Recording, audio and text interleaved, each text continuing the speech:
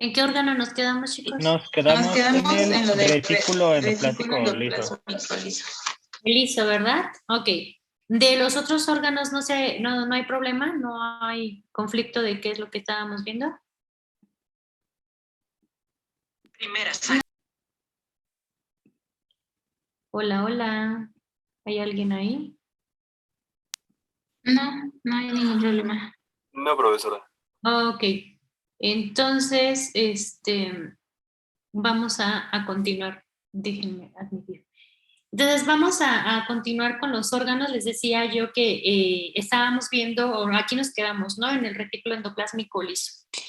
En este caso, pues habíamos mencionado que recuerden ustedes que dijimos que los lípidos se asociaban en una bicapa para formar las membranas, que la membrana principal que conocíamos era la membrana celular, pero que también dentro de las células había organelos como las mitocondrias y todos estos que eran sistemas membranosos, que obviamente iban a tener funciones específicas y que iban a tener al final de cuentas esa bicapa lipídica como la habíamos conocido.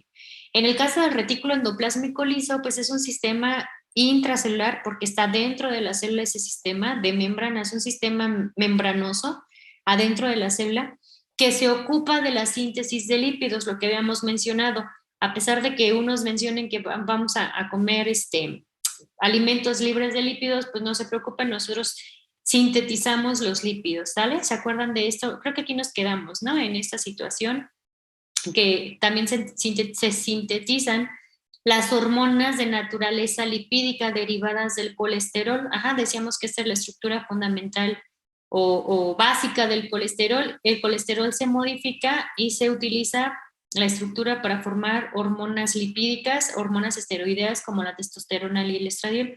Aquí nos quedamos, ¿verdad? Sí. Sí, profesor. Ok. Entonces, vamos a continuar. Así como hay un retículo endoplásmico liso, pues resulta que también hay un retículo endoplásmico rugoso. ¿Por qué este también? Pues eso es un sistema membranoso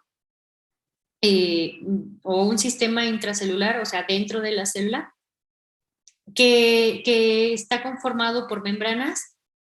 Pero ¿por qué se le conoce liso y rugoso? Porque hay una diferencia entre uno y otro. Bueno, el liso dijimos que es para la síntesis de lípidos.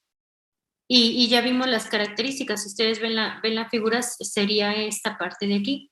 Pero también en una microscopía se ve un sistema membranoso que presenta un montón como de bolitas, por así decirlo, ¿no? Y entonces a eso se le conoce como retículo endoplásmico rugoso, porque pareciera que está rugoso, ¿no? Y aquí se ve una microfotografía, ¿no? ¿Qué es lo que hace este retículo endoplásmico rugoso? ¿O por qué está así como arrugadito, un montón de bolitas ahí? Todas esas bolitas y todas esas cuestiones que ustedes ven ahí son ribosomas. Todo esto que en esta foto, en esta imagen o en este dibujito se ve como azulito es el sistema membranal. Y las cositas rojitas que ustedes alcanzan a ver ahí, esas bolitas rojitas no son otra cosa más que ribosomas. Entonces los ribosomas están asociados a ese sistema membranoso, a esas membranas. ¿Para qué nos sirve que esos sistemas o esos ribosomas estén asociados a esas membranas? Nos sirve porque ahí en este retículo endoplásmico rugoso se encarga de la síntesis de proteínas, pero no cualquier proteína. ¿Se acuerdan ustedes que había proteínas que estaban atravesadas en la membrana celular? ¿Sí se acuerdan? Sí. Ok. Hay proteínas que se encargan o proteínas que están atravesadas en la membrana celular. Entonces, las proteínas que están embebidas en la membrana celular y proteínas que son liberadas al exterior de la célula, por ejemplo, anticuerpos, esto para nosotros es un linfocito B o una célula plasmática que se encarga de la liberación de los anticuerpos. Los anticuerpos sirven para la producción dice, disculpe profesora, ¿va a grabar la clase? La respuesta es no, porque mi computadora no me da el poder de RAM para poderla grabar. Y pues no. Pero bueno, les decía yo que la bibliografía, pues ahí está, ¿no? Y bueno, entonces les decía yo que a las proteínas que están embebidas en la membrana y las proteínas que se expulsan en el interior, al exterior, perdón, de la célula, son sintetizadas en el retículo endoplásmico rugoso. ¿En donde específicamente? En los ribosomas que están en el retículo endoplásmico rugoso. Las proteínas que se quedan adentro de la célula, porque hay proteínas que no van a salir de la célula, que se quedan en el citosol. ¿Dónde creen que se sintetizan, muchachos? ¿De dónde les dije que se sintetizan las proteínas? Ya lo vimos. En el ¿En ribosoma. los ribosomas? En los ribosomas. Pero esos ribosomas, a diferencia de estos, esos ribosomas andan libre por la célula, ¿sí? No están pegados a ningún sistema membranoso, ni están pegados a ningún organelo. Entonces, hay ribosomas que están en el citoplasma de manera libre y esos ribosomas van a preparar o a sintetizar las proteínas que se quedan adentro de la célula. Proteínas que se encargan del metabolismo de glucosa, proteínas que se encargan del metabolismo de un montón de compuestos, de lípidos y demás. Aquellas proteínas que salen al exterior de la célula o que se quedan embebidas en la membrana son sintetizadas en el retículo endoplásmico rugoso, específicamente en los ribosomas que están asociadas en el retículo endoplásmico rugoso. ¿De acuerdo? Okay.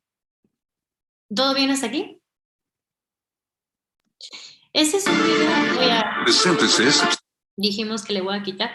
¿Por qué unos sí se sintetizan adentro de la célula y otros, por qué unos se sintetizan en los ribosomas que están en el interior de la célula y otros en estos ribosomas que están en este retículo? Espero que con este video les quede más o menos claro el asunto, muchachos.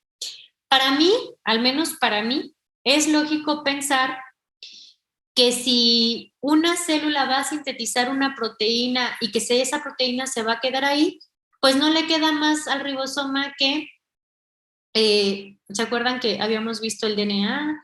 No le queda más al ribosoma que obtener la información necesaria para la síntesis de proteína y dejarla ahí. Ya una vez que sintetizó la proteína se queda ahí libre en la célula, en el interior de la célula.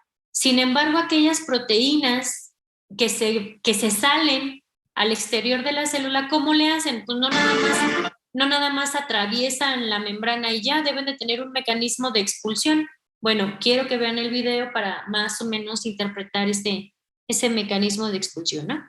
Para nosotros esta es la membrana, este es un ribosoma que se pega a ese retículo endoplásmico rugoso. Y entonces vean ustedes cómo se va generando. Miren, esta es la proteína, eso que estaba metiendo por ahí es la proteína. La proteína, no sé si alcanzaron a ver en esta primera instancia, la proteína puede meterse toda, o sea, vean ustedes, aquí está la proteína, y si se dan cuenta, la proteína se quedó adentro o esa proteína puede tener una región aquí. Esto que se mueve como agüita para nosotros es la membrana. Ajá. Voy a volver a ponerlo. Esto que se mueve como agüita es la membrana, entonces significa que esta proteína va a ser transmembranal, o sea, va a atravesar a la membrana. Y aquella que se quedó al interior del sistema membranoso del retículo endoplásmico rugoso, eventualmente va a ser expulsada por una vesícula hacia el exterior de la célula. ¿Sí quedó claro, chicos? Maestra, ¿el Sí, agüita no profesora. sería el citoplasma? No, es que, bueno, a ver, el agüita me refiero a esto que se está moviendo, esto que está moviendo es la membrana, esto que se está moviendo. Ajá. O sea, todo esto que estoy señalando, o sea, no sé cómo, imagínate tú como si fuera, esto que tú ves aquí, Ajá. ajá, es una proteína o un sistema propio en la membrana del retículo endoplásmico rugoso. Entonces, esto es membrana. Lo que está por arriba de esto amarillito es el citoplasma. ¿De acuerdo? Entonces sería vaya, este mecanismo se está llevando a cabo al interior de la célula. Claro, claro, o Y sea, una esta, célula no... Ajá, ajá, te esta escucho. proteína va a salir, o sea, de adentro hacia afuera. Esta no, porque esta está embebida en la membrana celular. Esta se queda dentro de la membrana celular.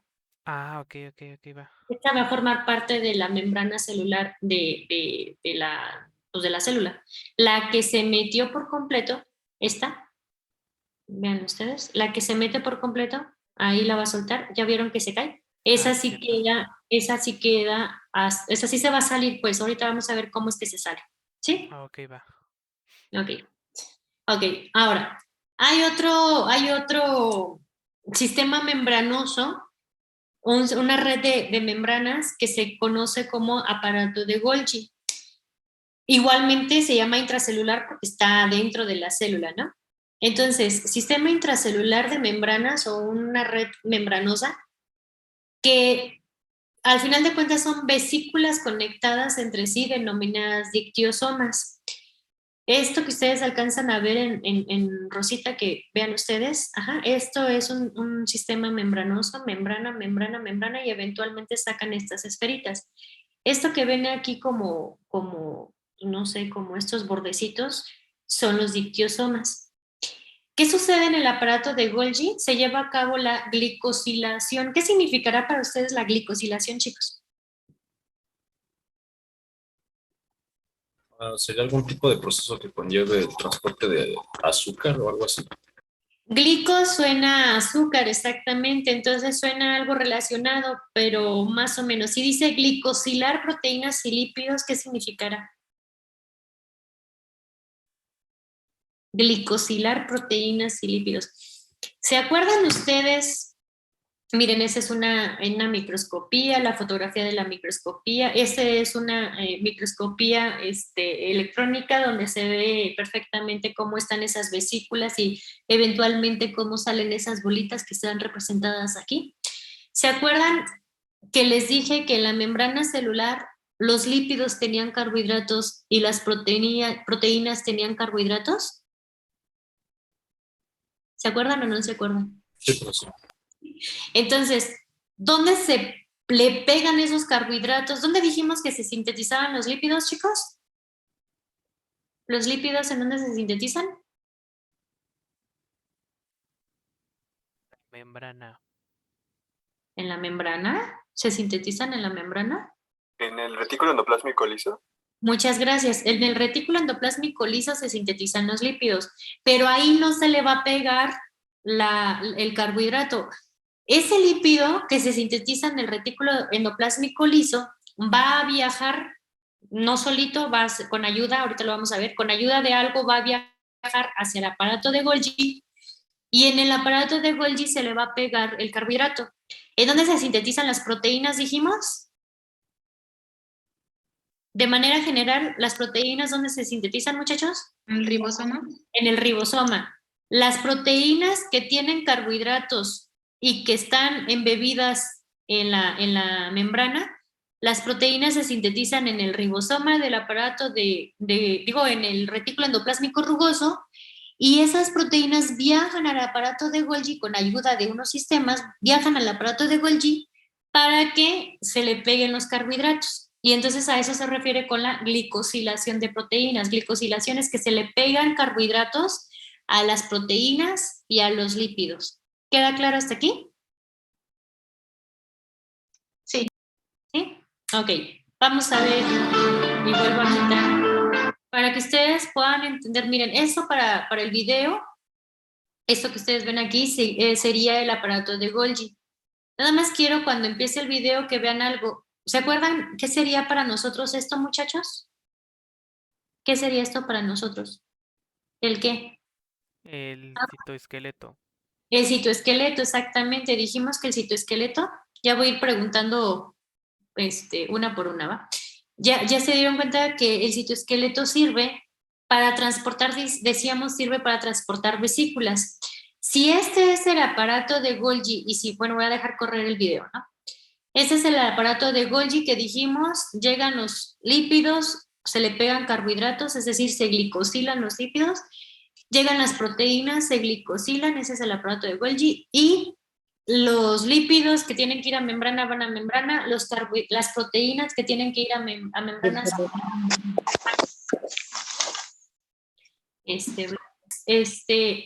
una cuestión. Si este es el aparato de Golgi y ese es el citoesqueleto, díganme de dónde podría venir esta vesícula, muchachos. Esta vesícula. ¿De dónde podría venir que llega al aparato de Golgi? A ver, Oscar Alejandro, dígame usted de dónde podría venir. ¿No estamos, Oscar Alejandro? Álvaro, mande, Oscar. Sí, yo estoy, pero no sabrían de dónde podría. No nos podrías apoyar en saber de dónde. Jennifer González.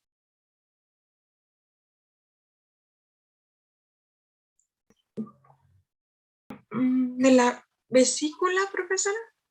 Es que no. Esa es una vesícula. Esa es una vesícula. Ajá. Ajá. Esta es la. ¿Estuviste la clase pasada, no, verdad? ¿O sí? Sí. Oh, sí. Chicos, me dice que me queda menos de un minuto. Se les preguntaba a Jennifer, ¿de dónde vienen estas vesículas, Jennifer? No sé si está Jennifer, pero levante la mano antes de contestar y le damos la palabra. A ver, vamos a darle a Soto Estrada Fernando. ¿Podría ser de los centrosomas? Los centrosomas son como el inicio o el origen de la ¿cómo se llama? Del citoesqueleto. Pero específicamente esta vesícula, ¿qué es esta vesícula? No es otra cosa más que una membrana que se hizo una bolita para transportar cosas. Entonces, Diego, ¿ya no quieres participar, Diego? Diego Alborbi, que levantaste la mano. No sé Es si... que, bueno, no estoy seguro, pero yo creo que sería del ribosoma, ¿no? El ribosoma, el que está así libre, no, porque pues, el ribosoma, el que está en el citoplasma, pues ahí deja la proteína, pero el otro tipo de ribosoma, ¿a dónde avienta la proteína que recién sintetizó? Perdón, voy a tomar agua. Alberto. Pues podría ser del retículo endoplasmático liso. Endoplásmico. Rugoso, el rugoso y el liso. Obviamente, chicos, si es un lípido, pues ese lípido se embebe, porque recuerden ustedes que dijimos que el citoesqueleto sirve para transportar sustancias de un lado a otro. Si es un lípido membranal, ese lípido se sintetiza en el retículo endoplásmico liso y se va a transportar al aparato de Golgi si es necesario ponerle carbohidratos, pero no va a nadar el lípido así libre y tranquilamente, tiene que ir a través de un sistema y ese sistema es esta vesícula. A través de esta vesícula traslada esos lípidos, llegan al aparato de Golgi y se le pega el carbohidrato. Si es una proteína, pues lógicamente esa vesícula viene del retículo endoplásmico rugoso. El ribosoma sintetiza la proteína se mete o se queda embebida en la membrana del retículo endoplásmico rugoso, se hace la vesícula y a través del citoesqueleto llega al aparato de Golgi, ¿de acuerdo? Y entonces, sea proteína o sea lípido, en este aparato de Golgi, a través de sus sistemas membranosos, se le pegan carbohidratos y luego esos carbohidratos y esos lípidos pues no van a estar ahí detenidos eternamente. Vean ustedes, aquí tenemos otra vez un sistema del citoesqueleto, otra vesícula, ¿se acuerdan que las proteínas motoras transportan esas vesículas? Y todo lo que tenga aquí adentro de esa vesícula se va a expulsar. Vean ustedes, citoesqueleto, una vesícula, esa vesícula pues es un sistema membranoso, una membrana que se hace bolita, como ustedes, miren, por ejemplo, aquí alcanzan a ver este aparato de Golgi, a ver, voy a regresar un poquito. Miren, por ejemplo, aquí esta vesícula, miren, aquí va a salir otra vesícula. Estas vesículas pues salen de este sistema membranoso, ¿sale? Ok, ahora, todo lo que hay adentro de esa vesícula, pues lógicamente va en el interior y cuando se fusione con la membrana que ahorita van a ver, lo va a expulsar, lo va a sacar, lo va a escupir. Miren, vean ustedes. Eventualmente, la vesícula que está transportándose a través de este citoesqueleto va a fusionarse con la membrana celular. Lo que está embebido, estas cositas que ustedes ven aquí, estos puntitos, este puntito, esto que parece piquitos, pues esas son proteínas que están embebidas a la membrana celular, digo a la membrana de esta vesícula. Entonces van a pertenecer o van a formar parte, una vez que se fusionen las membranas, van a formar parte de la membrana celular, como ustedes pueden ver. Esos piquitos que estábamos viendo, pues son estas proteínas embebidas, que tienen una parte por fuera y una parte por dentro.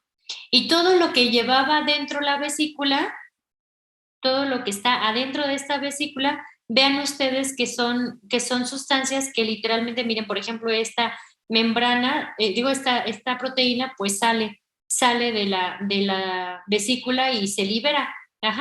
Entonces, de esta forma se transportan los componentes, los lípidos, las proteínas y demás que se están sintetizando en la célula. ¿Sí quedó claro esta situación, chicos? Hola, hola. Sí, profesora. ¿Sí, profe? Ok, aquellos que no, levanten la mano y con mucho gusto lo repetimos. Hay otro órgano, chicos, que se llama mitocondria. Ese órgano, literalmente, así como la membrana estaba ligada a la vida, la mitocondria está ligada a la energía celular, a cómo la célula obtiene gran cantidad de energía para poder subsistir.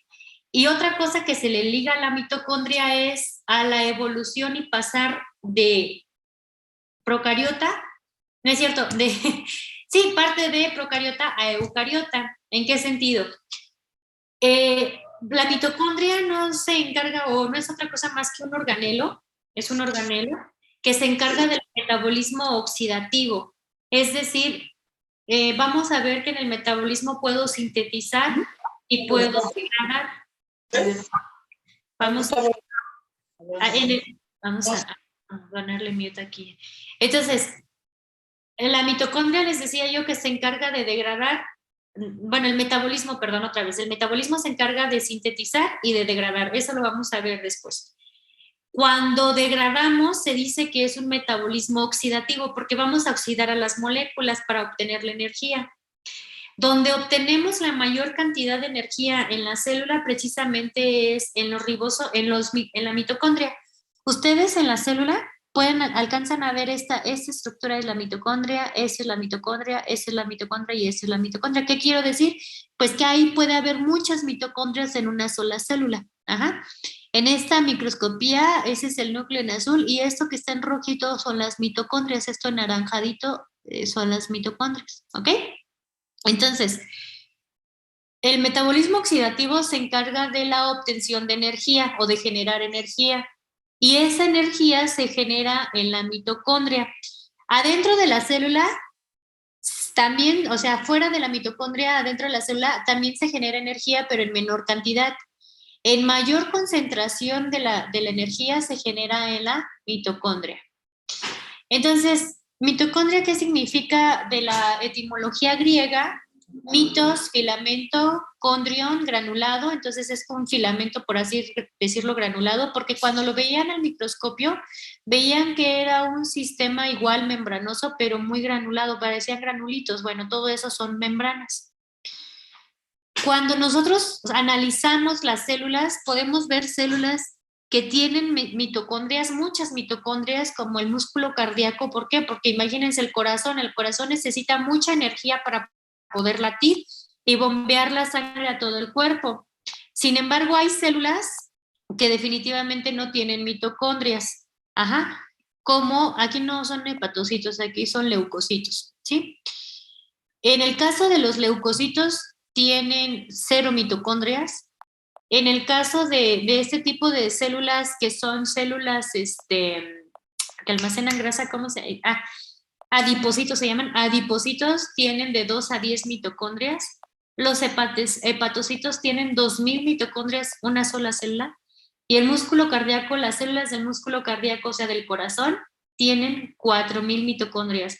Es lógico entender que una célula de corazón necesita mucho más energía y por ende tiene mucho más mitocondrias que un adipocito. El adipocito pues nada más se encarga de almacenar grasa y tantán y de vivir. La poca energía que obtengan de esas 2 o 10 mitocondrias pues nada más les sirve para vivir al adipocito.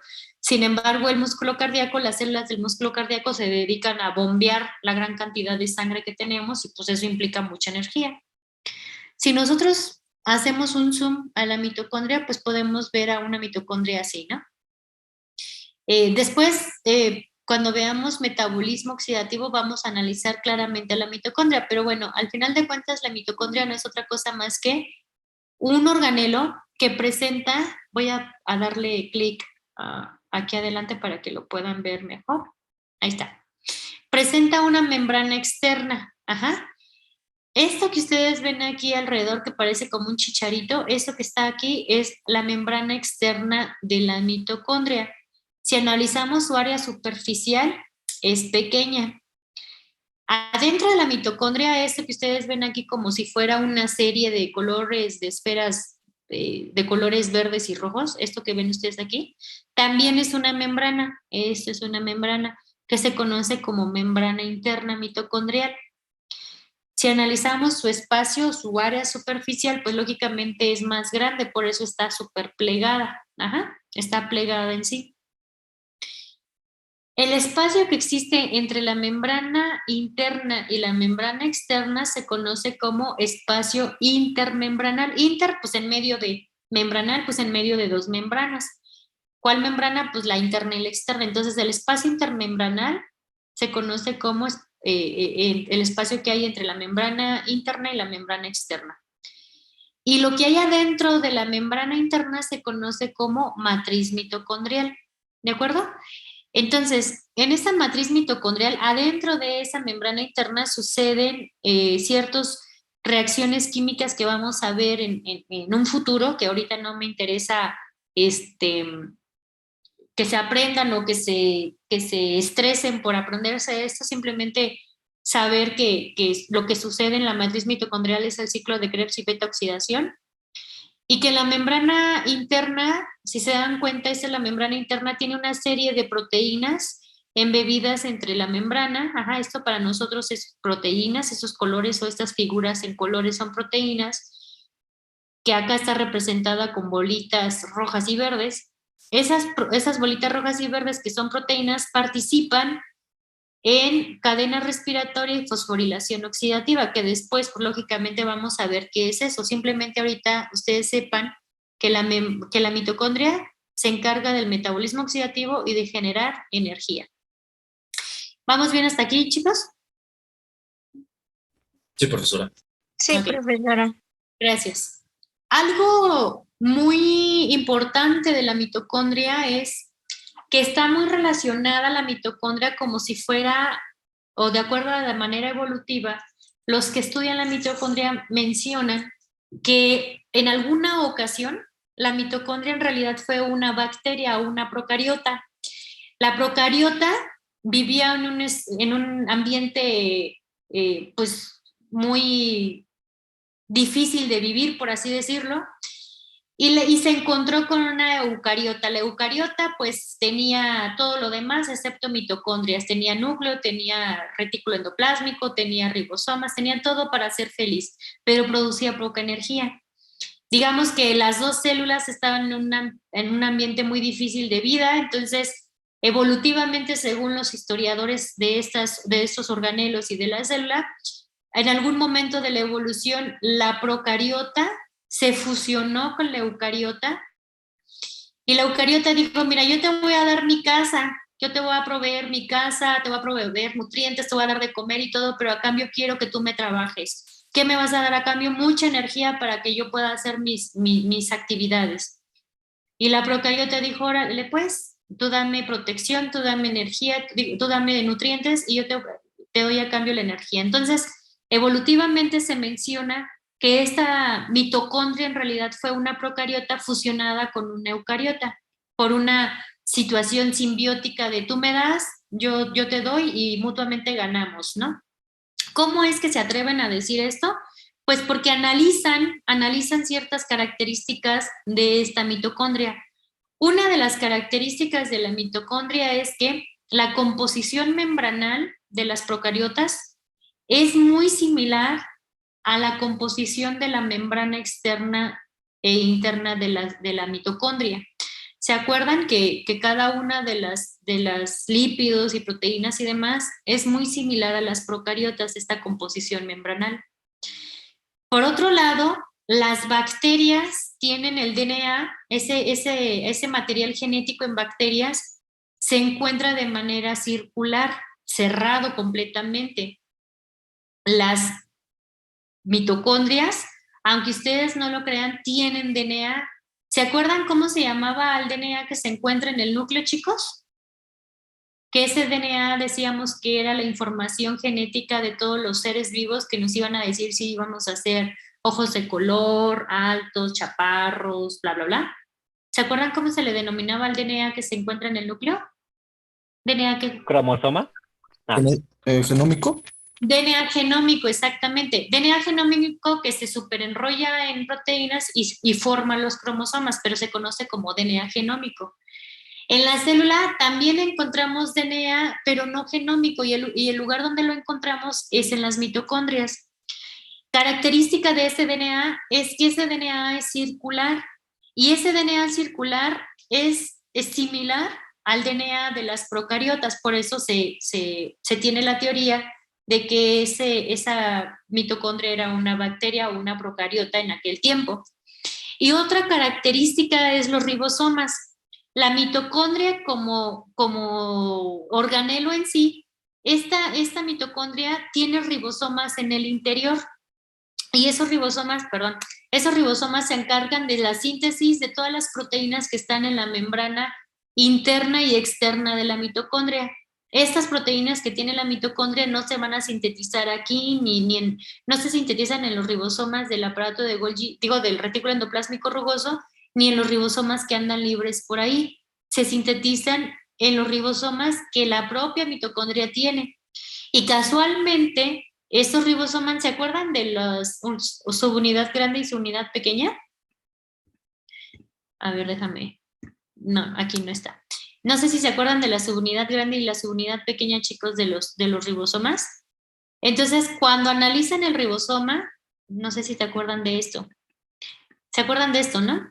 Cuando analizan el ribosoma, se dan cuenta que más que parecerse los ribosomas a los eucariotas, se parece a los procariotas. Entonces, pues eso como que concluyen o afirma la teoría simbiótica que está aquí, que la teoría endosimbiótica propuesta por Lynn Margulis, que la mitocondria en realidad era un procariote que estableció una especie de simbiosis con una eucariota. Ajá.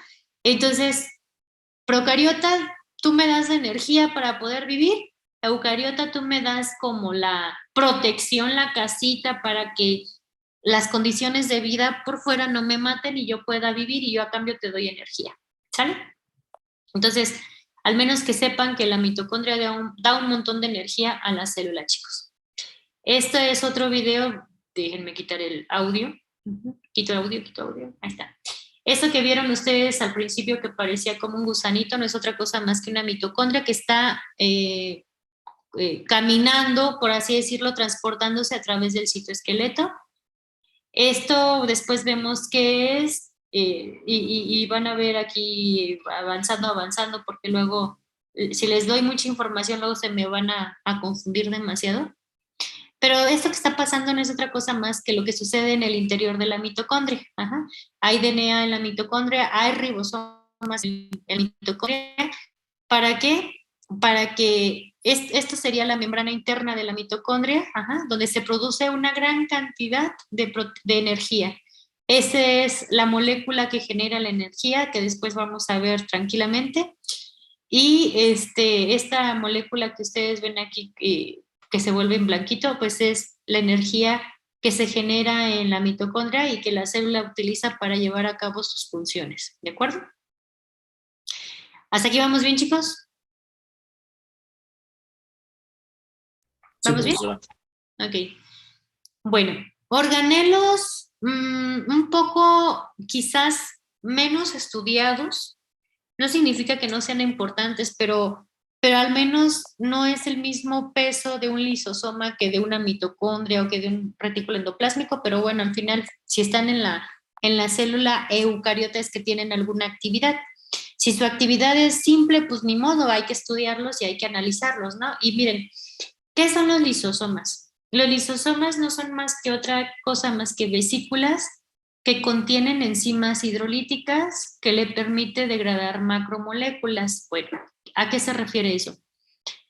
Cuando se está en un ambiente celular, estarán de acuerdo que esta célula puede ser atacada por agentes patógenos o por moléculas patógenas, por moléculas que les pueden causar daño. En el caso de los lisosomas, se generan vesículas al interior. Hagan de cuenta que llega aquí una estructura química, llega adentro de la célula y se acuerdan que dijimos que la membrana era selectivamente permeable para algunas cosas. Cuando no es permeable, esa célula penetra esas sustancias químicas a través de vesículas, o sea, a través de bolitas, por así decirlo, de esferitas, así como hemos visto las vesículas. Pero adentro de esas vesículas hay enzimas que degradan a todas las moléculas presentes. ¿Qué degrada? Pues puede degradar proteínas, puede degradar proteínas que pueden venir de una bacteria, pueden venir de un virus, pueden venir, degradan fármacos, degradan un montón de cosas. Entonces, ¿para qué me sirve la lisosima? Pues contiene enzimas hidrolíticas que generalmente por hidrólisis degradan macromoléculas, como cuáles, proteínas, lípidos, ácidos nucleicos, que en sí esas proteínas y esas macromoléculas pueden ser externas, pueden ser de virus, pueden ser de otros seres vivos, de bacterias y demás, y que ahora, lógicamente, a la hora de llegar a la célula, pues le puede causar alguna situación de peligro. ¿De acuerdo? Eso es para el caso de los lisosomas. Existen otras cosas que se conocen peroxisomas. ¿Qué es un peroxisoma? Es un organelo en donde se sintetizan ácidos grasos de cadena larga. También se reducen especies reactivas de oxígeno. En el caso de los lípidos, dijimos que se sintetizaba en el retículo endoplásmico liso. Ahí se sintetizan hormonas lipídicas, lípidos también que forman parte de la membrana celular y demás. Los ácidos grasos que en un futuro vamos a ver la diferencia entre ácidos grasos y lípidos en general. Esos ácidos grasos de cadena larga se refiere a por arriba de 18, 20 átomos de carbono. Se van a sintetizar en este organelo llamado peroxisoma. Ahora bien, en el metabolismo de la célula, en ese metabolismo para degradar cosas, se generan algo que se conocen como especies reactivas de oxígeno. Esas especies reactivas de oxígeno, si se producen en gran cantidad, luego nos puede generar problemas, inclusive a llegar al cáncer. Entonces, ¿por qué? Porque son especies muy reactivas que pueden oxidar y oxidar y oxidar a cualquier molécula, y una molécula oxidada puede causar problemas. Entonces, en esos peroxisomas hay sistemas que van a reducir. Si hay algo oxidado, pues redúcelo para que no nos cause problemas. Entonces, en ese peroxisoma se controla a las especies reactivas de oxígeno, a esas moléculas que nos pueden oxidar y nos pueden causar problemas. ¿De acuerdo? ¿Vamos bien hasta aquí? Sí, ¿Puedo profesora. continuar? Ok, Sí, muchas gracias. En el caso de una célula vegetal, miren, también tiene mitocondrias, también tiene núcleo, también tiene aparato de Golgi, retículo endoplásmico liso y rugoso, y las funciones son exactamente las mismas. Síntesis de proteínas, síntesis de lípidos, resguardo o almacén de los ácidos nucleicos, glicosilación de lípidos y proteínas, síntesis de energía para la célula y demás. En el caso de las células vegetales dijimos que esta es diferente porque tiene pared celular. ¿Se acuerdan para qué servía la pared celular, verdad? Bueno, espero que sí. Pero además de tener pared celular, diferencia entre una célula vegetal y animal es que la célula vegetal tiene algo que conocemos como vacuola. ¿Qué es la vacuola? Todo esto que ustedes ven en azulito es la vacuola. ¿Qué es eso? Es un sistema o es un organelo que almacena distintos componentes, como cuáles, como el agua, como nutrientes. ¿Para qué le va a servir esto? Bueno, nosotros si tenemos sed podemos ir fácilmente a la cocina y podemos tomar agua. En el caso de las plantas, pues lógicamente no van a saber o no, sobre todo aquellas plantas silvestres, pues no llueve todo el tiempo para ellas. Ellas tienen que almacenar agua para tener almacén de agua constantemente y hacer sus actividades. Entonces no van a esperar a que alguien les riegue diario, ¿no? Entonces, esa vacuola pues almacena aproximadamente el 80% de su volumen celular es agua, ajá, el 80% de la célula pues es agua. Es una fotografía, una microscopía donde aquí tenemos a la vacuola y lógicamente mientras sean especies o algunas cactáceas, por ejemplo, pues pueden tener que el espacio de esa vacuola pues sea el más predominante en la célula, ¿no? Sobre todo este tipo de cactus. No sé cómo se llamen, discúlpenme, yo no conozco de este tipo de nombres de estos cactus, solo sé que se llaman cactus en general, pero esos son algunas de las características cactáceas que tienen hasta el 80% del volumen de la célula ocupado por la vacuola. ¿Qué hay adentro de la vacuola? Pues agua y nutrientes. ¿Vamos bien hasta ahí? Sí, profesora. Ok, muchas gracias. Otra, mande usted.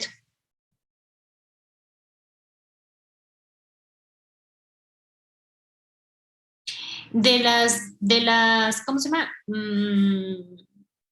De las células vegetales, no es exclusivo, hay algunos parásitos que son eucariotas y son animales. Hay algunos parásitos que también presentan vacuolas, como el Trypanosoma cruzi, que es causante de la enfermedad de Chagas. Pero bueno, ese lo presenta cuando el número de nutrientes o en una condición hóspita, los nutrientes disminuyen mucho y generan vacuolas. Pero sí lo tienen estas células, tanto vegetales y algunos animales como los parásitos. Ok, va, gracias. De nada. Otro organelo que lógicamente no está en la célula animal, pues es el cloroplasto. ¿Qué realiza el cloroplasto, chicos? Lo principal que realiza el cloroplasto, ¿qué es? Pregunta. La fotosíntesis. Exactamente, la fotosíntesis. Entonces, en el cloroplasto se lleva a cabo la fotosíntesis. ¿Qué se refiere a fotosíntesis? Pues la transformación de la energía luminosa en energía química. Toda la energía que obtiene la planta o la célula vegetal del sol la va a acumular, la va a guardar en compuestos químicos, principalmente ATP y NAD reducido. Entonces, vean ustedes, esta es una microscopía electrónica de un cloroplasto. Esto pues es un dibujito de cómo podría estar ahí su imagen de este es un cloroplasto, este es un cloroplasto y demás, ¿no? ¿Cuál es la estructura de ese cloroplasto? Si ustedes la extraen los cloroplastos, pues literalmente el color verde de una hoja y demás, pues literalmente está dada por la clorofila que está presente en esos cloroplastos. Entonces, morfológicamente, ese cloroplasto tiene una membrana externa y tiene una membrana interna. ¿Cómo se llamaría el espacio entre la membrana externa e interna, muchachos? ¿Cómo se llama? ¿Espacio qué? Intramembranal. Intermembranal. Inter es en medio de, dice cactáceas globulares, las redondas y columnares, las largas, supongo. Muchas gracias. Les decía yo, membrana externa, membrana interna, el espacio inter en medio de, intermembranal, la clorofila, que como ustedes saben es la más abundante, obviamente en los cloroplastos, la clorofila para poder llevar a cabo la fotosíntesis. Y esta clorofila, abundante clorofila que rodea estas cositas que se conocen como tilacoides, que es la parte de los cloroplastos en sí donde se lleva a cabo la fotosíntesis. Obviamente, pues les decía yo que este cloroplasto pues es específico para la célula vegetal. Entonces aquí se lleva a cabo la fotosíntesis. Nos quedan 9 minutos, todavía hay tiempo. Ok, ya hablamos entonces de cosas de células, de la célula procariota, de la célula vegetal, hablamos del aparato de Golgi en una animal, pero es exactamente lo mismo que el aparato de Golgi en una vegetal. Hablamos de la célula animal, etc. ¿Tienen alguna duda, muchachos? De los organelos, ribosoma, cromatina, peroxisoma, centrosoma, citoesqueleto, bla, bla, bla. Yo sí, profesora. Dígame usted. Bueno, es que dice que en la célula vegetal pues existen los cloroplastos que llevan a cabo la fotosíntesis En y ellos. en esta reparte pues energía, ¿no? Se ve afectado también la mitocondria por eso, porque ya el cloroplasto va a hacer la función de suministrar energía. No, lo que pasa es de que si te das cuenta, o bueno, no sé si te acuerdas, y aquí me va a ayudar mucho más, Cari, que existe un estado, yo no ubico bien, ahorita Cari me va a ayudar, pero en las plantas hay un estado donde como que descansan las plantitas y un estado donde trabajan. A ver, pero ojo, el cloroplasto lo que hace es, o la fotosíntesis, ¿en qué consiste? Tú agarras la energía del sol y la transformas o metes esa energía en las moléculas como ATP y NAT, moléculas energéticas, ¿sí? Entonces, ¿para qué te ayuda esa energía? Para la síntesis de carbohidratos, de lípidos, de todo, bueno, de lo que sintetice la planta. Pero también la planta o la célula vegetal tiene mitocondrias que también le ayuda a la síntesis de energía. ¿Sí? Compañero. Sí, profesora. ¿Vamos bien? Sí, gracias. Estas fases, que igual, Cari, no sé si me quieres ayudar, que te digo, yo no ubico bien, pero sé que existen, que una fase que si descansan o no sintetizan fotosíntesis y que hacen respiración, pues ya, Cari, no sé si me quieres ayudar, pero también se ven en las plantas.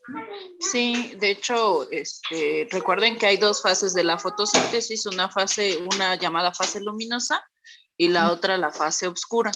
Es por eso que a pesar de que muchas plantitas las llamamos de sombra, en realidad es porque no les da directamente el sol, pero todas las plantas necesitan de la presencia de luz para poder transformar esa glucosa en energía. Es parte de la fotosíntesis. No sé si recuerden o si les tocó, igual ya estoy hablando en términos de viejitos, que en la primaria los ponían a hacer un experimento con una plantita donde la ponían en la sombra y en la luz, y aquella que crecía en la sombra, que no tenía esta radiación constante, pues era más pequeña, sus bracitos crecían más débiles y una serie de cosas. Y eso tiene que ver con esto de la fase luminosa y la fase oscura. Forzosamente las plantas, después de que se va la luz, transforman diversas moléculas en energía. Creo que era la de los frijolitos. Sí, esa de donde germinaban frijolitos, o sea, con un experimento así de sencillo, nosotros podemos ver justamente la función tan importante que lleva a cabo, en este caso obviamente los cloroplastos como receptores para llevar a cabo la fotosíntesis y las reacciones de la fotosíntesis. Gracias. ¿Todo bien, chicos? Ok, pues muchas gracias, Cari. Chicos, entonces hasta aquí terminamos lo que son los organelos de las células. ¿Tienen alguna duda o pregunta para pasar al siguiente tema? Chicos. No, profesora. ¿Está bien? Ok, voy a dejar de compartir esta presentación para abrir la otra. Y van a decir, bueno, ¿y qué con el agua? el agua. Vamos a ver la importancia biológica, propiedades generales, bla, bla, bla, de tal manera que todos esos conceptos nos tienen que quedar claros para poder entender todo el metabolismo celular, chicos. Cuando luego uno les hable de que sucede la transformación de glucosa hasta piruvato y demás, pues deben de entender que todo esto sucede en presencia de moléculas de agua y cómo es que se va a llevar a cabo todas las reacciones biológicas, ¿sí? Entonces, pues vamos a entrar de lleno al agua. La importancia biológica, la importancia general de agua, bueno, ustedes saben que nuestro planeta Tierra, pues en realidad la molécula más abundante en sí es el agua. Tenemos 3/4 partes de agua en nuestro planeta Tierra, que sí es agua salada, pues sí, pero al final es agua, que si tenemos poca cantidad de agua dulce en comparación del agua salada, pues sí, pero bueno, al final estamos hablando del agua en general. Respecto a la importancia biológica, aproximadamente nuestro organismo, dependiendo obviamente si estamos hablando de adultos o de niños, pero en un promedio tenemos el 70% de agua en nuestro cuerpo. Ajá. En el caso de los niños, al nacer se habla que tiene aproximadamente entre un 85 y 87%. Lógicamente no somos 100% de agua, eso es lógico, ¿sabes? Los niños al nacer se menciona que se tiene entre un 80 y 85%. Mientras uno es más senescente, es decir, mientras uno se hace más viejito, pues se va perdiendo agua y pues, obviamente el metabolismo se ve afectado, ¿sale? Las especies, hay especies como esto que tenemos aquí, esta medusa que tiene aproximadamente del 95% de agua en su organismo. Ajá. Entonces, como importancia biológica, pues que nuestros organismos contienen agua como el componente más abundante en los seres vivos. ¿Y por qué será así? Pues lógicamente es necesario para que se lleve a cabo el metabolismo correctamente en todas las células que estamos viendo y analizando. Según esto se dice que el ser humano puede sobrevivir aproximadamente entre 3 a 5 días sin agua. ¿Cuánto podremos sobrevivir sin el celular, chicos? Luego uno sale sin el celular y ya cree que se le acaba el mundo, ¿no? Entonces, de acuerdo a la teoría, las formas de vida que hoy conocemos en el planeta Tierra, pues están diseñadas con base a la molécula de agua. ¿A qué creen que se deba o por qué creen ustedes que sucede así? Van a ver o vamos a ver vida, obra y arte de los ácidos nucleicos. Ya vimos características de la membrana y dijimos que la membrana se asocia en una bicapa lipídica, ¿se acuerdan? Y que esa bicapa lipídica, díganme ustedes, Alvarado, Josué, ¿cómo se está uniendo esos lípidos de la membrana? ¿Por enlaces covalentes o enlaces no covalentes? Alvarado Josué dice por enlaces covalentes en el chat. ¿Eso es cierto, chicos, de manera general o no es cierto? No es cierto. No es cierto. No. Pero entonces dígame cuál es lo contrario. Si no es covalente, ¿cuáles son los enlaces que están uniendo a esos lípidos? ¿No eran enlaces lipídicos? ¿Enlaces lipídicos y cuáles son esos? No los conozco. Bueno, era un enlace débil. ¿No serían, por así decirlo, los puentes de hidrógeno? No son puentes de hidrógeno, son enlaces débiles que se conocen como fuerzas de Van der Waals o efecto hidrofóbico. ¿Se acuerdan? Por efecto hidrofóbico, no hidrofílico, hidrofóbico. Entonces, gracias Alberto, gracias compañeros. Entonces, estos lípidos se asocian así precisamente porque afuera de la célula y adentro de la célula, ¿qué hay en abundancia, muchachos? Adentro y afuera, ¿qué hay en abundancia? Agua. Agua. Agua, exactamente agua. Esta estructura que ustedes ven aquí como una escalera de caracol, no sé si la han visto antes o lo ubiquen, pero no es otra cosa más que una estructura de doble hélice de DNA. Esa estructura de doble hélice de DNA que ustedes vamos a ver vida, obra y arte del DNA en el cuarto parcial, precisamente se encuentra así súper enrollada, en forma de hélice, con algunas patitas en medio, como ustedes alcanzan a ver aquí hay patitas en medio, porque ustedes pueden ver, precisamente esa estructura está adoptada o la agarró el DNA de manera evolutiva porque alrededor de esa molécula hay agua. Entonces, cuando nosotros veamos la estructura de una molécula, esa estructura está determinada precisamente por las condiciones de esa molécula. Si es hidrofóbica, se va a súper enrollar para alejarse las moléculas hidrofóbicas del agua. Si es hidrofílica, pues va a estar bien contenta como uno cuando se avienta al mar o a la alberca, así, que me lleve la agüita, las olitas, el agua, pues va a estar bien contenta esa molécula. Entonces, las moléculas se organizan, se organizan o su estructura está determinada por la presencia de agua que está en toda la célula, aproximadamente del 70% en las células que tenemos aquí. ¿De acuerdo? Ahora, ¿cuál es la fórmula del agua, muchachos?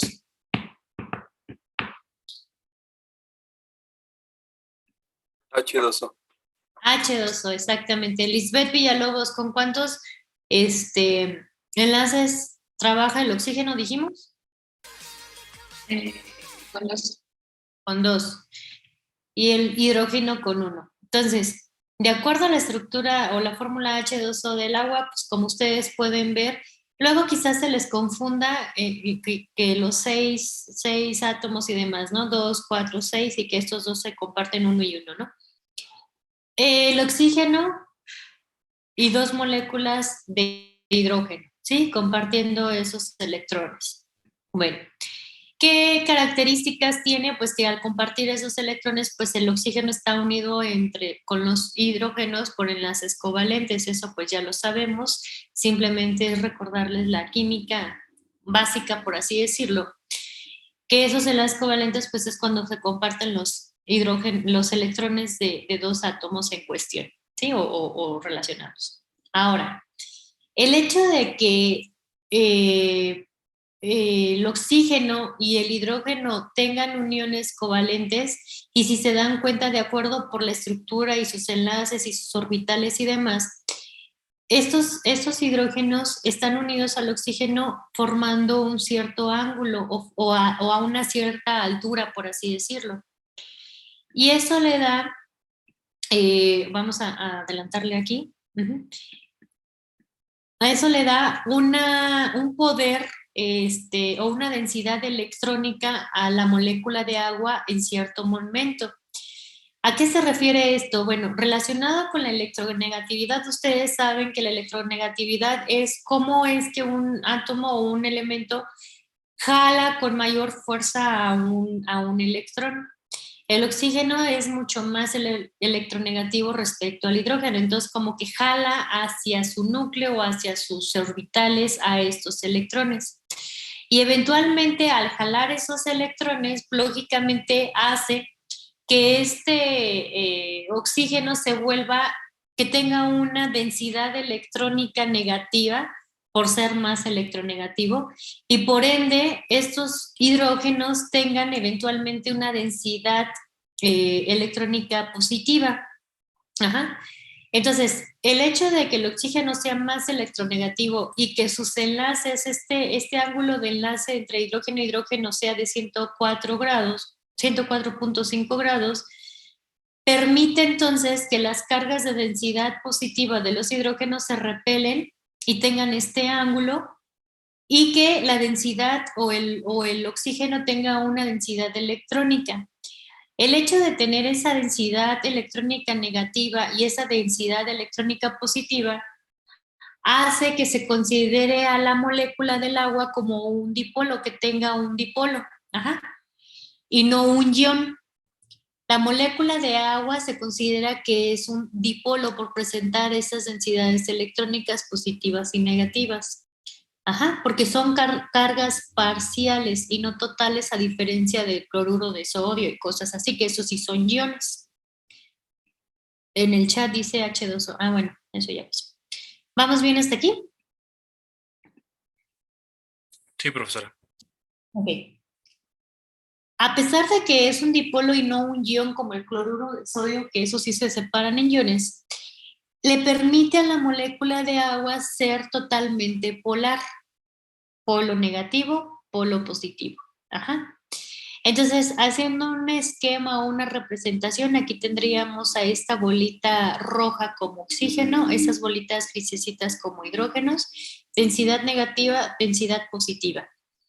Esto que vemos aquí entonces hace que la estructura, viéndola de manera tridimensional, por así decirlo, hace que esas cargas parciales o esa densidad positiva y negativa, pues eventualmente veamos a las moléculas de agua como un tetraedro. ¿Y qué ventajas tiene que nosotros conozcamos a la molécula de agua como un dipolo, una densidad negativa por acá y una densidad positiva por acá? Pues eso le permite que pueda interaccionar con otras moléculas de agua o con otras moléculas en cuestión a través de puentes de hidrógeno.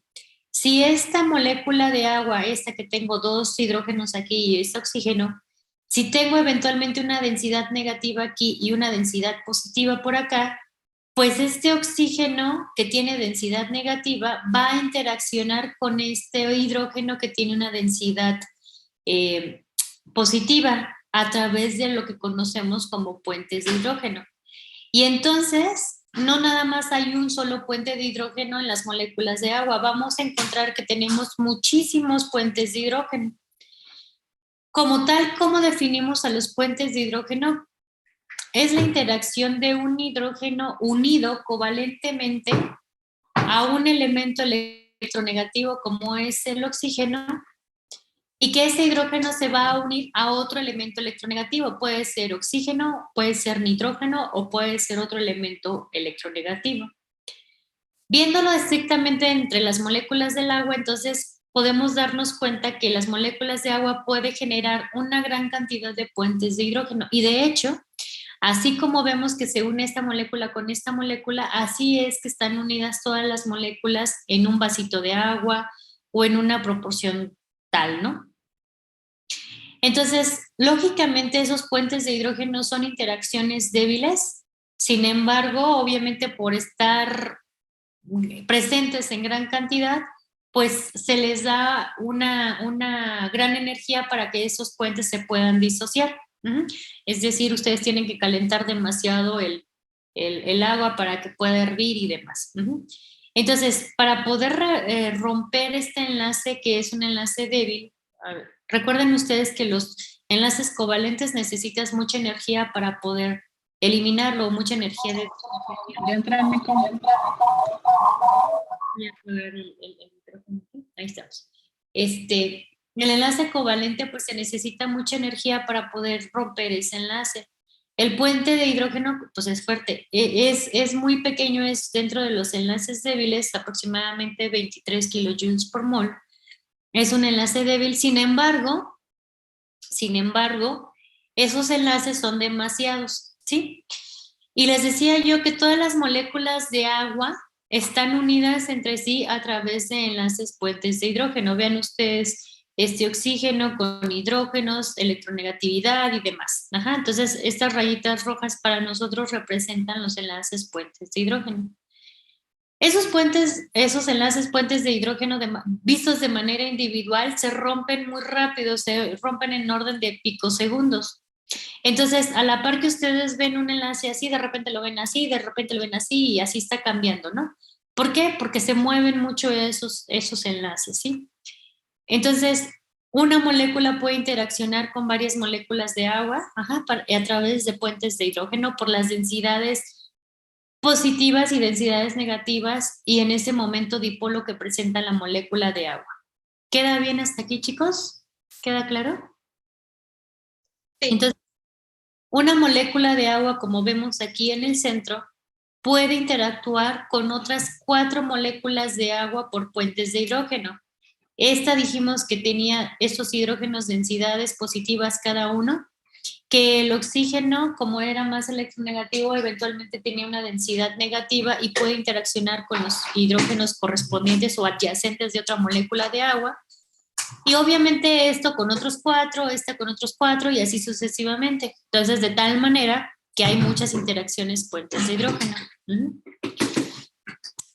Obviamente, en estado sólido, que es el hielo, esas interacciones sí quedan como rígidas, por así decirlo, ¿no?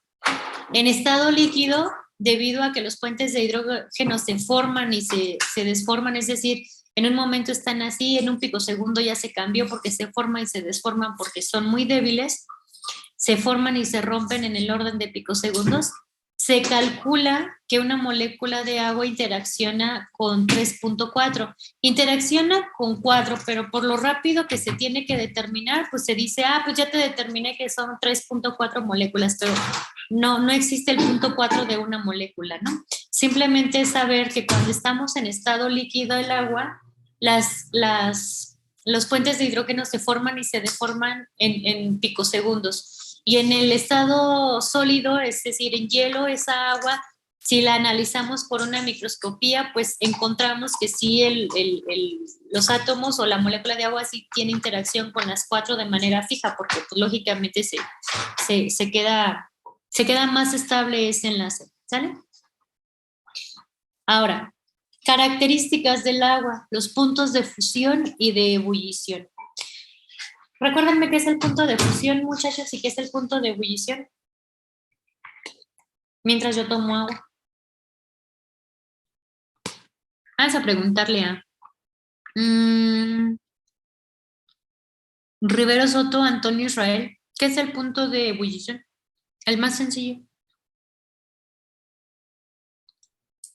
Es cuando al superar su temperatura máxima se empieza a evaporar.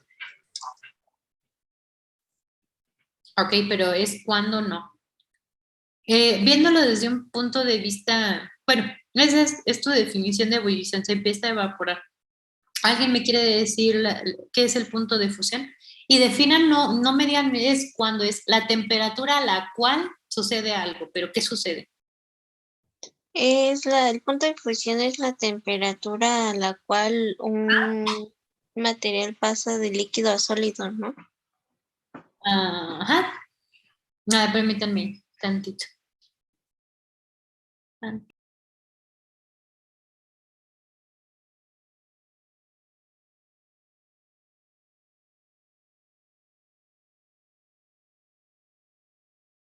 La compañera a la cual una sustancia dada cambia de estado sólido a estado líquido, eso no nos queda ninguna duda. Ejemplo, compañera, tú misma, la que mencionaste la respuesta. Cuando un hielo se empieza a derretir. Ajá, cuando un hielo pasa, obviamente, el hielo, agua, a líquido, ¿no? La mantequilla, por ejemplo, también cuando se empieza a derretir, etcétera. Punto de ebullición es la temperatura a la cual una sustancia dada cambia de estado líquido a estado gaseoso. Ya obviamente si ponen más temas físico-químicos como que el punto de ebullición es la temperatura a la cual la presión del vapor del líquido es igual a la presión que rodea al líquido y el líquido, bla, bla, bla, bla, pues eso ya es más temas de físico-química, termodinámica y demás. Para nosotros, para bioquímica, pues al menos que entiendan los procesos físicos en general. Sólido a líquido y de líquido a gaseoso. Eso con que lo entiendan ya está bien. Pero siempre en el examen, muchachos, o cuando respondan, no digan es cuando, es la temperatura a la cual. ¿Cuál es el punto de ebullición del agua, muchachos? Según, de manera general. ¿Cuánto? 100 grados a nivel del mar. Ajá, ajá. ¿Y el punto de fusión del agua? 0 grados. Exactamente. Más o menos, ¿no? Como dicen, ¿no? A temperatura dada a la presión a nivel del mar. Entonces, si analizamos el punto de fusión comparado al agua con otros solventes como el etanol, metanol, hexano, acetona, cloroformo, que son solventes orgánicos, pues fíjense ustedes, estos tienen puntos de fusión muchísimo más bajísimos. Imagínense, no me imagino estar a menos 63 grados y que esto ya se esté convirtiendo en líquido, ¿no? O el etanol o la acetona, menos 95, eso ya está líquido. Por eso el etanol se tarda mucho en congelar o no se congela tan fácilmente sus bebidas alcohólicas y los meten al refrigerador. Si son muy puras y si son de buena calidad, no me van a decir que sí se les congela. En el caso del agua, pues a 0 grados.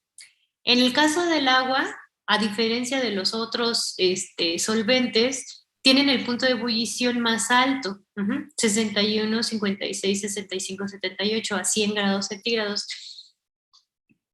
Obviamente esto de estado sólido, por el hecho de que el agua tenga muchos puentes de hidrógeno, les decía yo que una molécula interactúa con otras 4 moléculas alrededor, a 0 grados centígrados se convierte de sólido a líquido, a diferencia de todos estos.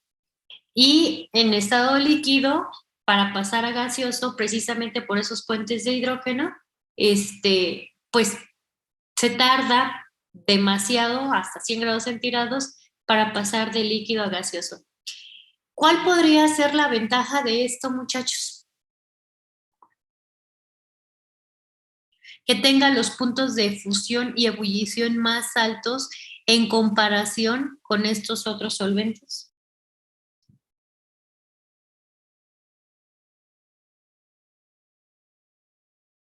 ¿No? Yo tengo pues una pequeña pues idea. Teoría. Una teoría, pues que es algo curioso porque es donde funcionan mejor los organismos entre estas temperaturas. Porque si ya nos vamos a los extremos, pues sí, ya no funcionan tan bien. Entonces, me supongo que ha de ser por eso. Pues sí, y porque se necesita mucha energía, por ejemplo, de pasar de estado sólido a líquido, pues se necesita mucha energía para pasar ese sólido a líquido en el punto de fusión en el agua, de hielo a líquido. Y en el caso del líquido a gaseoso, de igual manera se necesita mucha energía. Entonces, los puntos de fusión y de ebullición del agua son muy altos en comparación con los otros solventes, debido a que se necesita gran cantidad de energía, porque pues ahora sí que como dicen, la multitud hace la fuerza, ¿no? O sea, hay mucho más cantidad de puentes de hidrógeno, y a pesar de que los puentes de hidrógeno sean débiles, pues al final de cuentas son muchos, pues se necesita mucha energía para romper la gran cantidad de los puentes de hidrógeno que hay tanto aquí como acá. Y eso hace o permite que el agua permanezca de estado líquido en un amplio intervalo de temperatura, desde 0 hasta 100 grados centígrados. A diferencia de estos, pues que a baja temperatura, como dice el compañero, pues nuestras funciones vitales de la mayoría, de todos los seres vivos, pues suceden en esos rangos de temperatura, y no quiero imaginar que a 61 grados, imagínate, ustedes han visto cuando es mayo, junio, los calores, ¿a qué temperaturas llegan en el norte, en Monterrey, en Chihuahua y todos esos, que llegan a temperaturas muy altas, ¿no? No sé si han escuchado también allá por Tabasco. Y entonces imagínense ustedes que estuviéramos en un ambiente de acetona en lugar de agua, pues nos pasaríamos de estado líquido a gaseoso muy rápido, entonces literalmente nos evaporaríamos, ¿no? Hasta 50, como dice Alberto. Bueno, entonces esta es la razón, necesitamos una gran cantidad de energía para romper esos puentes de hidrógeno, de pasar de sólido a líquido o de líquido a gas. ¡Hola! Ahora, ya casi acabamos. La densidad del agua. Recuerden ustedes a qué se refiere con densidad, chicos.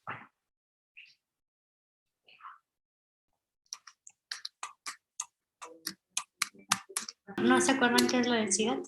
Se refiere a la relación de peso y volumen. Aquí creen que casi no les escuché. No sé qué fue mi... Bueno, era la relación entre la masa y el volumen. Exactamente. Entonces, ubicando qué tantas moléculas tenemos en un volumen determinado. En este caso les pregunto, bueno, ahorita lo vamos a analizar porque si no me voy a tardar más. En estado líquido, el agua presenta una densidad dada. Según los estudios, se ha averiguado que es 1 gramo por centímetro cúbico. ¿Cómo es la densidad en estado sólido de acuerdo a esta imagen, chicos? ¿Es mayor o es menor? Es menor. Es menor. ¿Y qué implica que la densidad en estado sólido del agua sea menor? ¿Qué significa, compañeros? Si no lo alcanzan a ver, aquí imagínense que este es el volumen, esto que estamos encerrando en este rectángulo es el volumen del agua, 1 centímetro cúbico. Lógicamente, si ustedes cuentan cuántas moléculas de agua van a encontrar un número tal, vamos a imaginar que tienen 80. Arregladas entre sí, recuerden que los enlaces puentes de hidrógeno se unen, se forman, se unen, se deforman y entonces andan para allá y para acá esas moléculas. En estado sólido, esas moléculas quedan un poco más rígidas, pero cada una de esas moléculas interacciona con 4 y eso hace que estas moléculas que estén más rígidas y demás, pues tengan menor cantidad de moléculas de agua en un volumen dado, en este caso 1 centímetro cúbico. Entonces, como dijo la compañera, la densidad va a disminuir, ¿sale? ¿Qué importa o qué consecuencias tiene que esa densidad sea menor?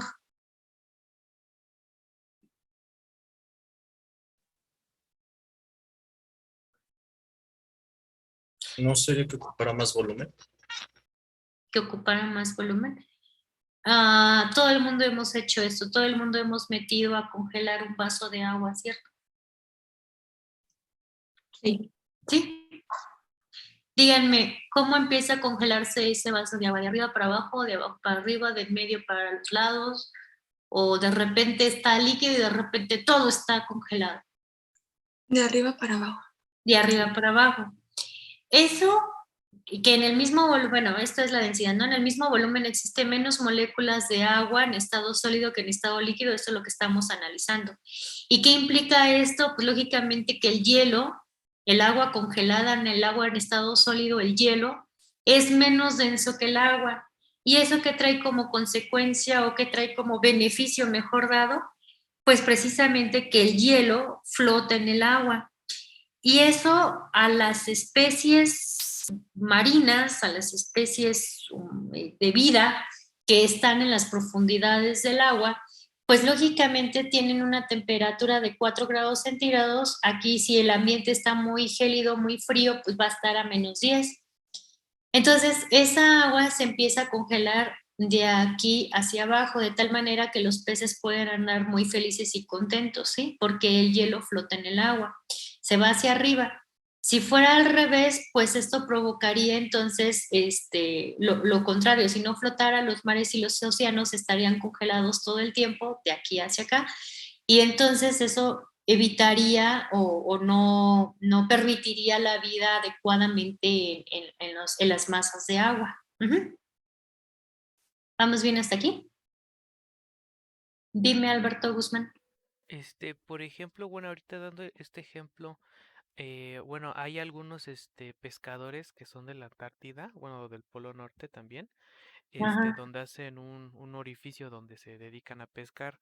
Ese Así es. orificio, pues nada más, pues quitan, remueven el pedazo de hielo y ya está el agua. Pero, ¿qué pasa? El agua que está por debajo del hielo se sigue congelando o cómo se tapa, porque eso sí es como una duda interesante. Ujú. Ustedes, cuando pican, bueno, hagan la curiosidad científica.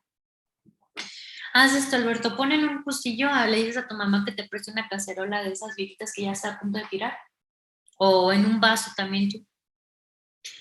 Pones a congelar y lógicamente la parte superior va a estar fría. Ajá. Va a estar congelada. Tú mismo hazle un hueco y vuélvelo a meter al hielo, o al hielo, al congelador. El nuevo, ¿cómo te dijera? La forma en que se va a congelar, lógicamente, va a ser en la parte aledaña al círculo que tú realizaste. No sé si me explique. O sea, es como si no se va a regenerar, por así decirlo, el hueco, pero se va a quedar en esa región otra vez congelado. Lo demás va a estar congelado porque no lo quitaste, no lo retiraste. Y el agua que tú vas a tener ahí arribita o en ese huequito se va a empezar a formar los cristalitos y eventualmente se va a formar el hielo de nuevo. Ah, ok, es De hecho, que hay otro problemita, que ujú, no tengo refri. ah, no se Sí. preocupe.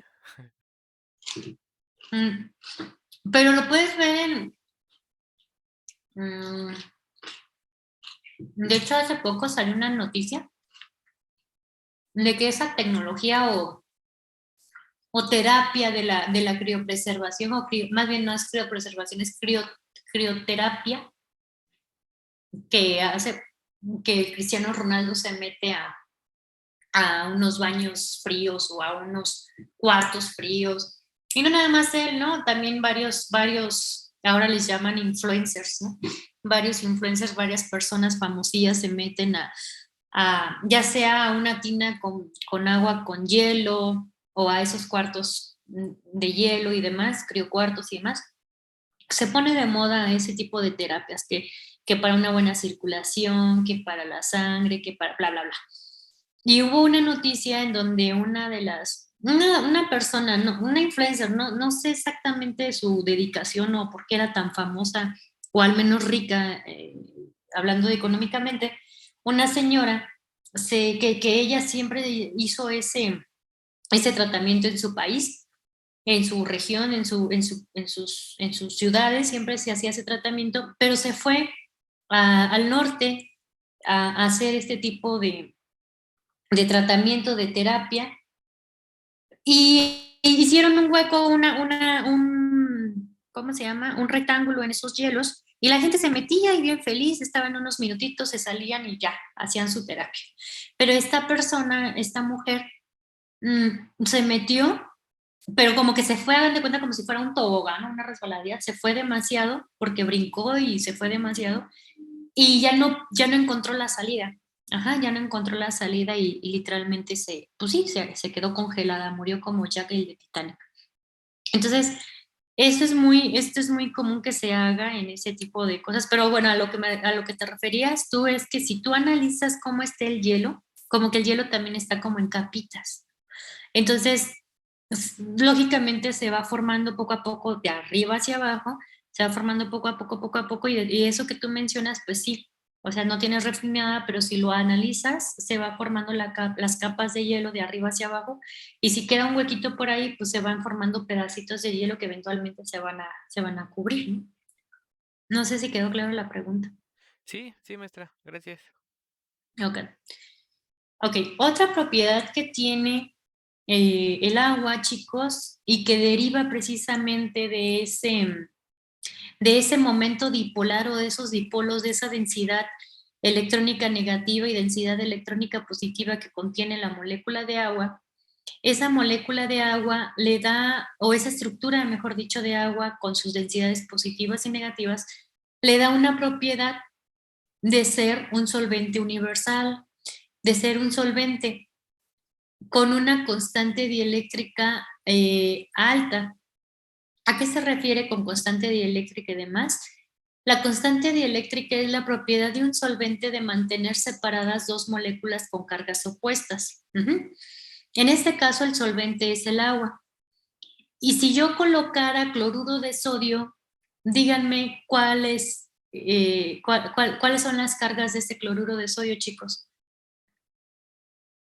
No sé si me explico. ¿Cloruro de sodio se puede separar fácilmente, sí o no?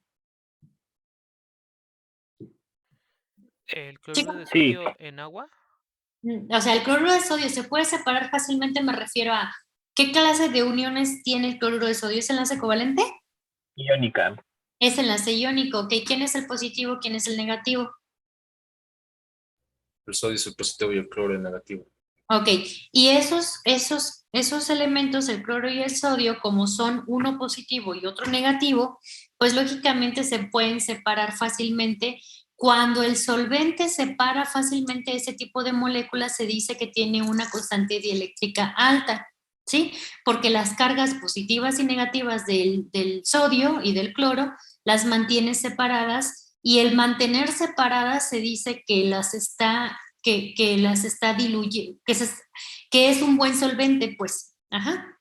Entonces, esta molécula de agua se comporta eventualmente como un dipolo, ya dijimos que es una molécula altamente polar. Esto ya lo habíamos mencionado, ¿sale? Entonces, esta constante dieléctrica, si nosotros analizamos diferentes solventes, hexano, benzano, cloroformo, etanol, metanol, vamos a ver que quien tiene la más alta constante dieléctrica, que es esta epsilon, es el agua. El agua tiene una constante dieléctrica más o menos de 80. Ajá.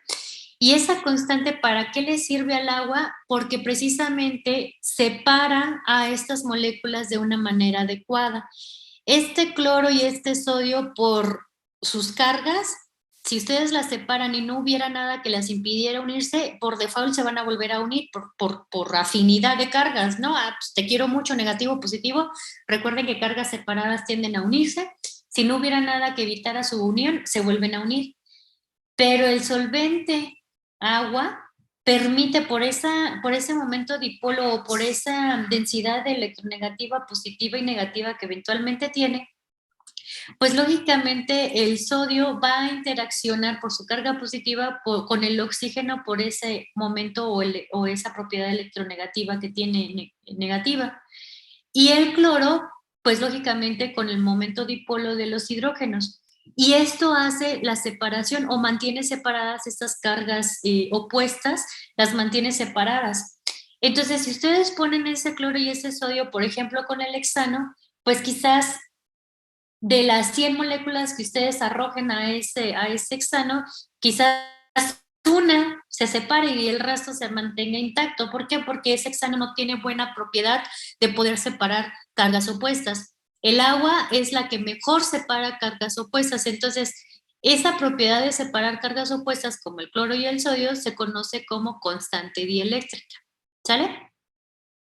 ¿Cuál es esa importancia biológica de la constante dieléctrica del agua? Pues que el agua mantiene en solución varios compuestos polares. ¿Cómo qué compuestos polares? Pues los ácidos nucleicos, las proteínas, las vitaminas, los carbohidratos, como ustedes pueden ver aquí. Los iones, el magnesio, el sodio, el potasio, etcétera, todo eso los mantiene separados. ¿Por qué? Porque estos carbohidratos, proteínas y vitaminas pues están conformados eventualmente por moléculas que le dan una carga en sí y se pueden separar. ¿De acuerdo? Entonces, una de las cosas características del agua es que es el solvente universal, así se le conoce, solvente orgánico, porque tiene una constante dieléctrica muy alta, permite separar cargas opuestas entre sí. ¿Vamos bien hasta aquí? Sí, profesora. Ok. Les decía yo que la estructura de las moléculas que van a adoptarse o que van a tomar las moléculas en la célula, pues está 100% determinada por el agua. Vean ustedes, les decía yo que es el ácido nucleico, el DNA, que en medio tiene como unas proyecciones, que en este caso serían estas cosas que tenemos aquí, que se conocen como bases nitrogenadas. Esas bases nitrogenadas, si los analizamos, eventualmente se comportan como anfipáticas o que no son solubles en agua. Y estos fosfatos que tenemos acá, que quedarían aquí, estos bolitas rojas serían los fosfatos, ajá.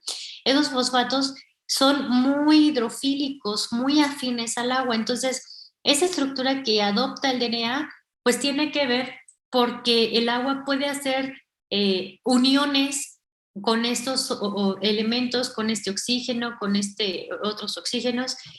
Puede hacer uniones, puede ser afín esta región al agua, pero esta región no. Entonces, la región no afín al agua o hidrofóbica se queda como guardadita y la región hidrofílica pues se expone ante el agua porque puede hacer interacciones. La región, la constante o la región, el polar positivo del agua puede interaccionar con esta carga negativa del fosfato e interaccionar adecuadamente a través de puentes de hidrógeno. ¿Sale? ¿Hasta aquí hay alguna duda, muchachos? ¿Todo bien? Sí, profesora. Todo bien. Ok. Entonces, eso es en el caso del el DNA, ¿no? De los ácidos nucleicos. Las membranas, ¿se acuerdan que les mencioné que las membranas celulares se organizaban entre sí por el efecto hidrofóbico? ¿Qué es esto del efecto hidrofóbico? Bueno, los lípidos membranales, los lípidos de las membranas, pues no están unidos por enlaces covalentes. Simplemente que esto para mí es una cabecita de lípido hidrofílico y estas cadenitas son cadenas hidrocarbonadas que no son afines al agua.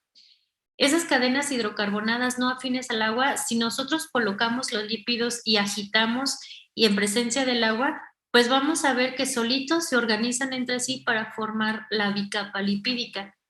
¿Por qué? Porque esta región no puede estar en presencia del agua. Obviamente, si aquí arriba tengo agua, pues lógicamente estas bolitas son afines al agua, pero esto no, y entonces esto se cubre inmediatamente del agua, formando esa membrana celular. Entonces, ¿qué es el efecto hidrofóbico por el cual los lípidos en presencia de agua se asocian en forma de bicapa lipídica?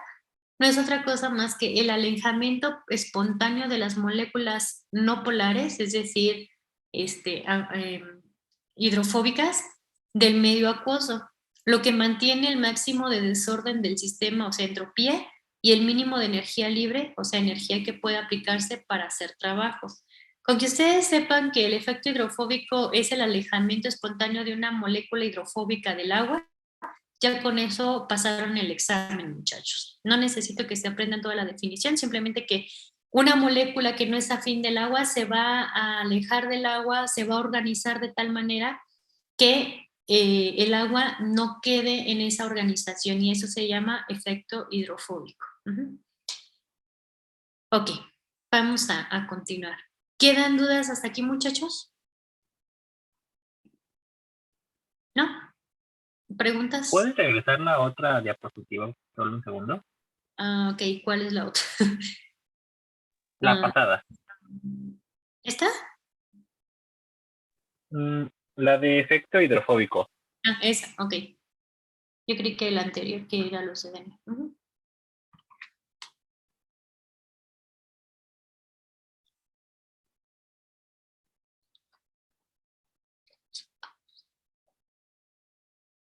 ¿Dudas, chicos?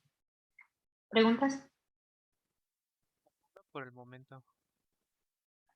No por el momento.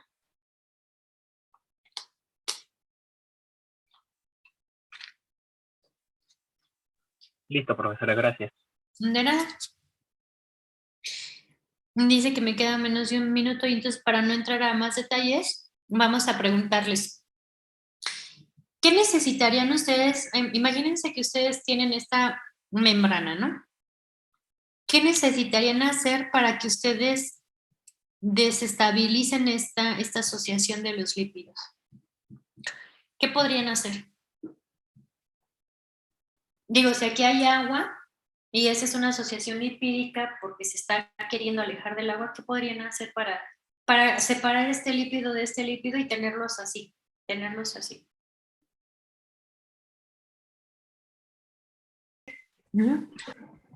Entonces, la cantidad de energía necesaria para elevar la temperatura de 1 gramo de sustancia en una unidad, ya sea grados Kelvin o grados centígrados, es lo que conocemos como calor específico.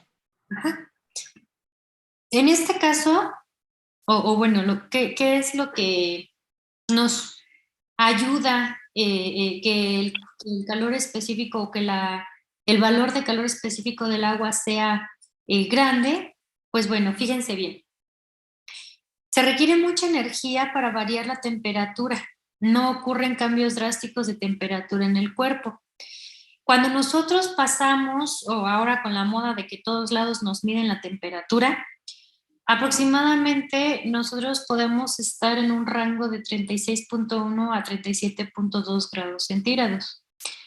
Sin embargo, si estamos, por ejemplo, a 36.1 grados centígrados, nosotros necesitaremos aproximadamente esta cantidad de energía para liberar, o no liberar, sino elevar 1 grado centígrado nuestra temperatura a 37. Y de elevarlo a 1 grado centígrado, pues dices, bueno, de 36 a 37 no pasa nada. Mis funciones vitales siguen normales, sigo funcionando, sigo trabajando bien, mi homeostasis o esa capacidad de regulación en el cuerpo sigue funcionando muy bien. ¿Por qué? Porque para elevar 1 grado centígrado se necesita mucha temperatura. ¿Qué pasaría si nosotros tuviéramos como les dijera, un calor específico que se necesite poca energía? Si eso fuera así, si se necesitara poca energía para modificar la temperatura del cuerpo humano, pues entonces eso implicaría que en regiones como estos, que llegan hasta 56.7 grados centígrados, nosotros podríamos modificar nuestra temperatura muy rápidamente. Ajá. Y entonces eso implicaría en daños a la salud, daños en nuestra homeostasis. O viceversa, en aquellas regiones como en Antártida, regiones pobladas por ciertas comunidades o ciertas personas que llegan hasta los menos 89 grados centígrados. Qué bueno que el alcohol se congela a menos temperatura. Estos todavía pueden consumir alcohol libremente y calentar su organismo, ¿no? Ahora, ¿qué es el calor de vaporización? Cantidad de energía necesaria para transformar 1 gramo de sustancia líquida en gas. Liberar calor a través del sudor sin perder grandes cantidades de agua nos genera 540 calorías por gramo.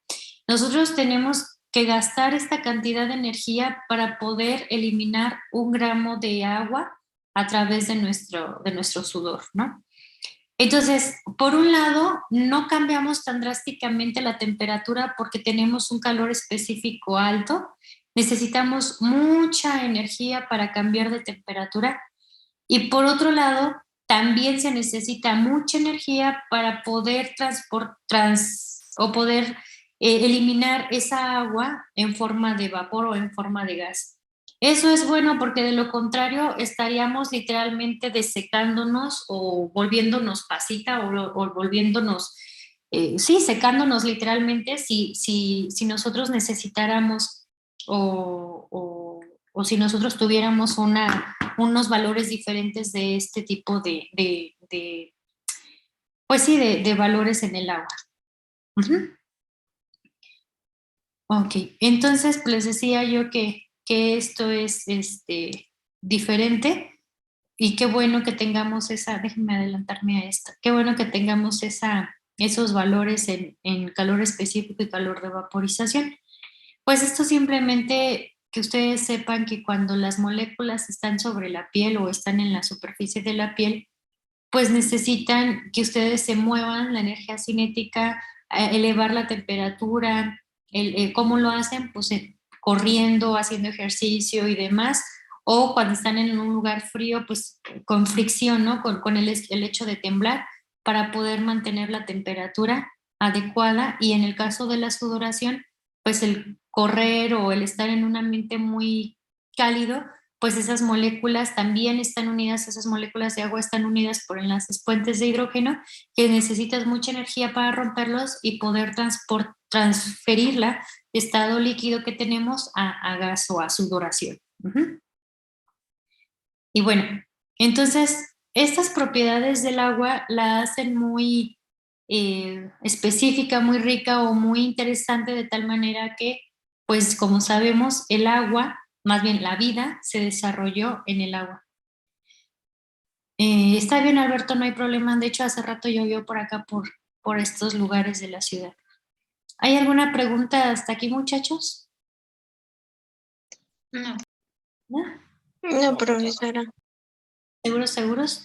Miren, con esto terminamos el tema de agua. Realmente, o sea, podemos seguir hablando de agua infinidad de cosas, ¿no? Podemos seguir hablando de características, de propiedades, pero para lo que acontece en la bioquímica, pues con esto es suficiente. No necesitamos hablar más. Ustedes van a llevar una materia que es tratamientos de agua, no me acuerdo cómo se llama la materia, pero pues quizás ahí puedan hablar de pie a pa del agua. Para nosotros, para lo que nos interesa que sepan, pues nada más necesitamos estos conceptos. El siguiente tema que debemos de ver es pH, pero yo creo que ya conforme por el título o por los temas, creo que aquí es suficiente. Y entonces yo creo que el pH empezamos el día viernes para no saturarlos de información, ¿les parece? Sí, está bien, profesora. Sí, muchas gracias. Ok, entonces chicos, pues yo creo que aquí la dejamos, les dejo media hora de descanso como la vez pasada. Bueno, la vez pasada creo que les dejé menos y pues ya nos veríamos el próximo viernes, ¿de acuerdo? Que tengan bonita tarde y pues nos vemos el día viernes. Sí, Hasta luego. profesora, muchas Gracias. gracias. Hasta luego. Gracias, profesora. Igualmente, hasta luego. Gracias, cuídense todos. Buena tarde, coman. Gracias, bye. Hasta luego, profesora. Bye. Sari, ¿me hablaste, perdón? Sí. No, me quedo. No, si no les aviso por Classroom para los equipos. Bueno, pero si quieres nos quedamos nada más para ponernos de acuerdo de cómo los hacemos y ya. Ah, sí. Pues son 11 técnicamente más las chicas que no respondieron, creo que fueron 2 o 3, pero como son recursos yo creo que van a decir que no. Ajá. Pero, nada más que formen, bueno, no sé si estés de acuerdo, que formen equipos los que van a ir con los que van a ir y los que no van a ir con los que no van a ir. Sí, yo te creo todo. Sí, ya me imagino a qué te refieres. Sí, para que no haya problemas de que uno sí va y el otro se quede en casa, ¿no? Ajá, no, más que nada también para que cuando trabajen esto de etiquetar, bla, bla, bla, pues tengan, pues, o sea, se apoyen entre dos. Sí, ok. Y alcancen a hacer todo, porque si no, porque si dejamos uno y uno, va a ser un relajo, ¿no? Sí, no van a alcanzar. Sí, y como son, ya ves que habíamos dicho, por ejemplo, que el primer día de regreso se va a hacer la de curva tipo y de pH, ¿no? Ajá. Según esto habíamos dicho que una chica hacía curva tipo y otra chica hacía pH, ¿verdad? Ajá. Porque sí, me parece. Y sí, como dices tú, pues para que